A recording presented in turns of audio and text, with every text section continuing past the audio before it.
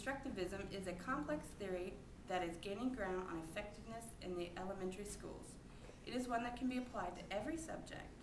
This theory is important because teachers should understand that most children can learn better by figuring out the solutions by themselves or in a group. And now a word from our theorists, Piaget and Vygotsky. Hello, I am Jean Piaget from Switzerland. I love studying the development of knowledge. I have a theory called cognitive constructivism.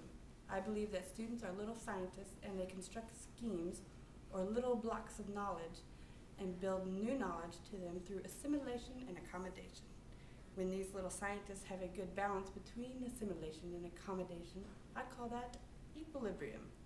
They understand what they have built and they can move on by building more schemes.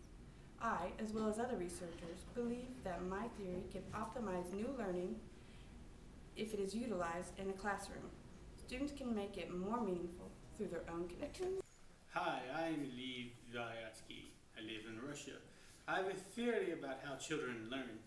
It's called social constructivism. I believe that children learn best through social encounters with others in the class. By utilizing my theory, students would gain and share ideas with others. In small or whole groups, I also developed a zone of proximal development. Seen here, the student is in need of total teacher support. In the middle, the student only needs minimal teacher support. The inside part is what the student can do by themselves without any help. The zone will move as the tasks are mastered. Some researchers call the teacher in the middle a guide. That is how the teacher should always be seen. Researchers have also said that my theory works well with Piaget's cognitive constructivism to provide a more meaningful learning experience. The question is, how can teachers utilize this in their classrooms? One research study by Besser recommends pairing students with higher and lower cognitive abilities together, like in the following clip. Code? No. No. No. No. Oh, I know.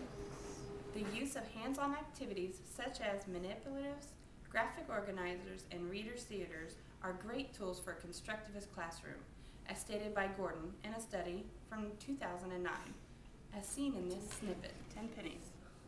Add a 10, make 20. So dime equals? 20.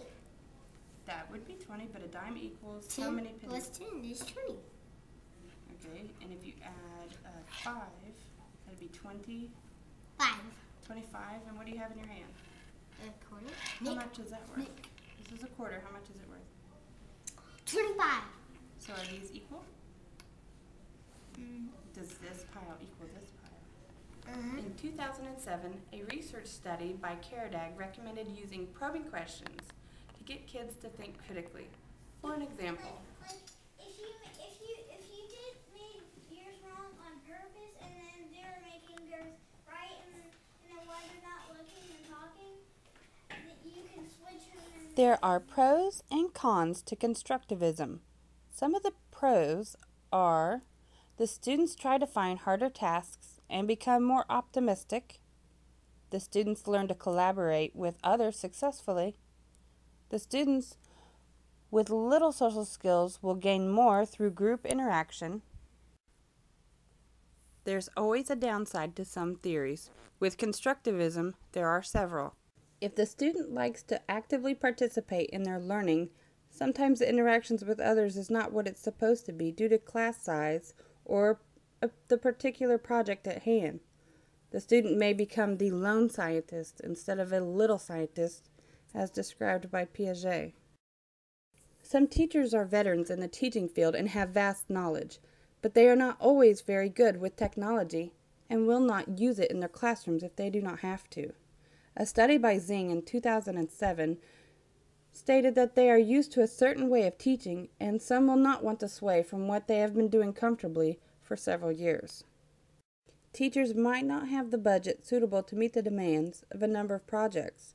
This can certainly hamper the constructivism effort in the classroom. In this day and age, there is a shortage of monies allotted for education, and teachers work with what they have.